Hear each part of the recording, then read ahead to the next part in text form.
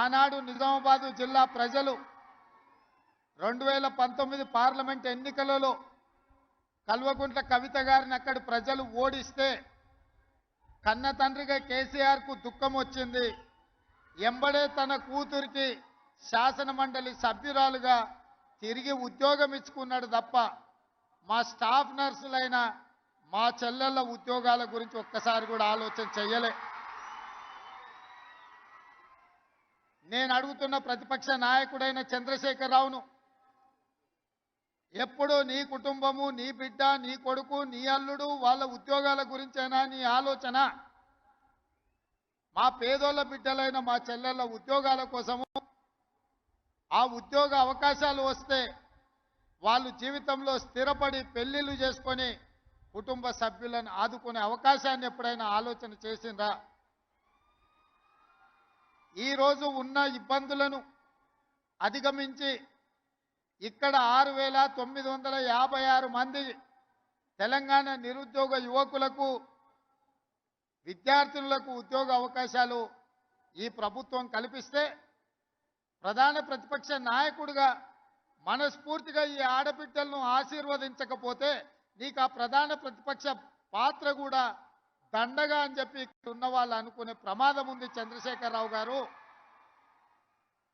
ఒక పక్కన మేము వీళ్ళకు ఉద్యోగాలు ఇవ్వడానికి ప్రయత్నం చేస్తుంటే, అడ్డంకులను తొలగించి ముందుకు వెళ్ళాలని ఆలోచన చేస్తుంటే, ఇంకొక పక్కన నీ అల్లుడు ఈరోజు ఈ ప్రభుత్వం మీద వీళ్ళకు ఉద్యోగాలు ఇవ్వాల్సిన అవసరం లేదన్నట్టుగా మాట్లాడుతుండు.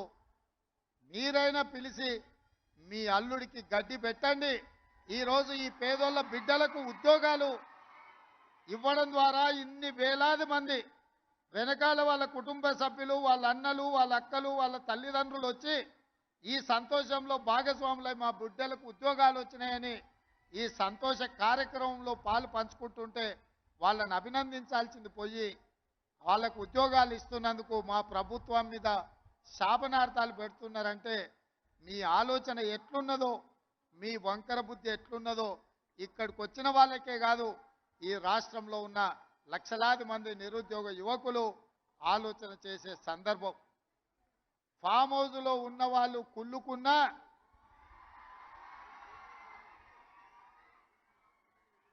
వాళ్ళ కడుపులో దుఃఖం పొంగి పొర్లినా,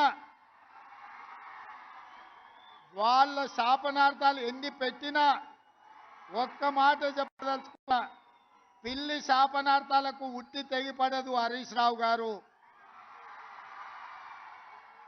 పొట్టోని పొడుగోడు కొడితే పొడుగోని పోచమ్మ కొట్టిందంట. హరీష్ రావు, మేము ఉద్యోగాలు ఇస్తుంటే అవాకులు చవాకులు పలుకుతున్నావు కదా, ఒక్కసారి ఇక్కడున్న కెమెరామెన్లకు నేను వాళ్ళ సంతోషాన్ని చూడండి, ఆడబిడ్డల కళ్ళల్లో ఆనందాన్ని హరీష్ రావుకు వాళ్ళ మామకు చూపించండి. పేదోళ్ళ పిల్లలకు ఉద్యోగాలు ఇస్తే, ముఖ్యంగా ఆడబిడ్డలను ఆదుకుంటే ఆ సంతోషం ఎట్లుంటుందో ఆ కుటుంబానికి చూపించండి. మీ కుటుంబంలో ఉన్న వాళ్ళందరికీ ఉద్యోగాలు ఇవ్వడం కాదు,